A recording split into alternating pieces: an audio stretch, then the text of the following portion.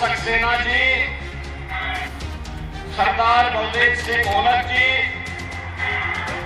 माननीय सांसद श्री घनश्याम सिंह लोधी जी, क्षेत्रीय अध्यक्ष श्री मोहित बेनीवाल जी, जिला के अध्यक्ष श्री अभय गुप्ता जी, प्रदेश के उपाध्यक्ष श्री ब्रज बहादुर जी, सूर्य प्रकाश पाल जी, पार्टी नेतृत्व ने सभी पदाधिकारियों की सहमति से हमारे पास अच्छे कार्यकर्ता थे, लेकिन एक सहमति बनी कि आकाश सक्सेना को एक अवसर और मिलना चाहिए, क्योंकि जनता विपरीत पर उससे जो व्यक्ति लड़ा है, एक प्रतिष्ठित परिवार का है, अपना खर्च करके लगातार इस लड़ाई को लड़ करके आगे बढ़ रहा है, और वह आज फिर से जब उपचुनाव की नौबत रामपुर के ऊपर आई गई है तो उन्हें एक अवसर और मिलना चाहिए। भाइयों बहनों, मुझे आज आप सबके सामने बताने में कोई संकोच नहीं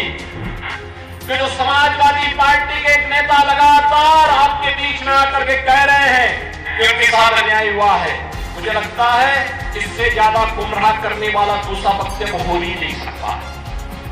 व्यक्ति के कारनामे उसको उसके कार्यों की सजा देती है, जिसने जो किया होगा वह फल भी भोगेगा। मामले न्यायालय में है, मेरिट के आधार पर न्यायालय निर्णय ले रही है, तो उसमें सरकार और पार्टी को दोषारोपण करने का कोई मतलब नहीं होता। और मुझे तो कहूंगा मैं उनसे कि वे अपना स्वास्थ्य का ख्याल रखें, अनावश्यक रूप से क्यों बेकार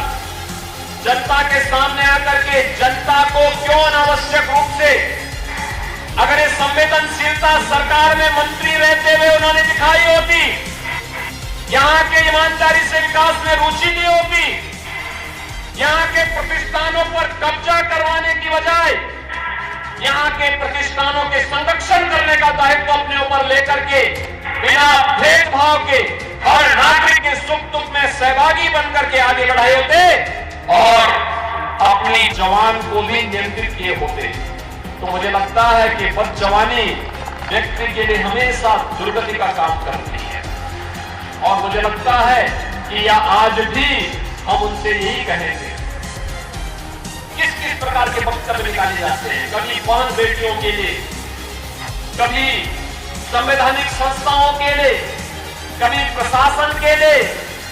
और ये तो समाजवादी पार्टी की हमेशा से नियत रही है। जब वो चुनाव हारती है तो पहले इलेक्शन कमीशन को दोषी ठहराती है, फिर वह ईवीएम को दोषी ठहराती है, फिर प्रशासन को दोषी ठहराती है,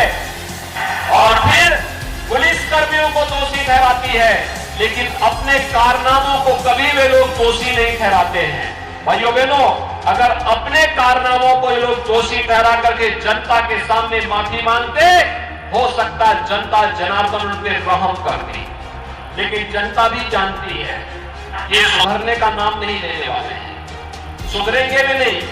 क्योंकि जिनकी आदत गलत हो चुकी होती है उनको सुधारने में भी मुझे लगता है कि बहुत समय लगता है, और वक्त सबको सुधार देता है। और इसलिए भाइयों बहनों, मैं आज आप सबका अपील करने के लिए आया हूं कि आकाश सक्सेना आपके बीच में रहकर के कार्य करेंगे। आकाश सक्सेना भारतीय जनता पार्टी के हमारे जनप्रतिनिधि और पदाधिकारियों के साथ मिलकर के यहाँ के व्यापारियों, यहाँ के उद्यमियों, यहाँ के हस्तशिल्पियों, यहाँ के कारीगरों, इन सब के साथ मिलकर के रामपुर को उसकी पुरातन पहचान दिलाने का काम करेंगे, विकास की प्रक्रिया को आगे बढ़ाने का काम करेंगे, और विकास ही परिवर्तन का कार्य करेगा। विकास ही हम सबके जीवन को स्वावलंबन की ओर अग्रसर बढ़ाएगा। विकास ही रोजगार का सृजन करेगा, हमारे इन नौजवानों के हाथों को कार्य देने का कार्य करेगा। और उसी प्रक्रिया के साथ जोड़ने के लिए आज मैं आपका आह्वान करने के लिए आया हूं। एक बार रामपुर में भारतीय जनता पार्टी को चुनाव जिता करके भेजिए। भाइयों बहनों, विकास की गारंटी भारतीय जनता पार्टी आपकी लेगी, और विकास के मामले में आप भी देखेंगे कि जो कार्य यहां पर बहुत पहले होने चाहिए थे, उन कार्यक्रमों को आगे बढ़ाने में हमें आप देखेंगे कि चंद दिनों के अंदर वे कार्य प्रक्रिया के साथ जुड़ते हुए विकास की एक नई प्रक्रिया और एक नई बहार के साथ रामपुर आगे बढ़ेगा। मेरी आप सबसे अपील होगी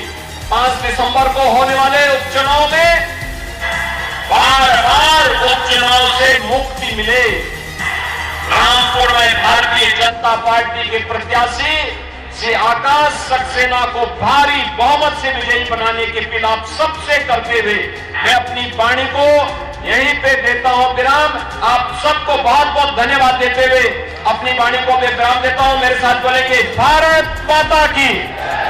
भारत माता की, भारत माता की।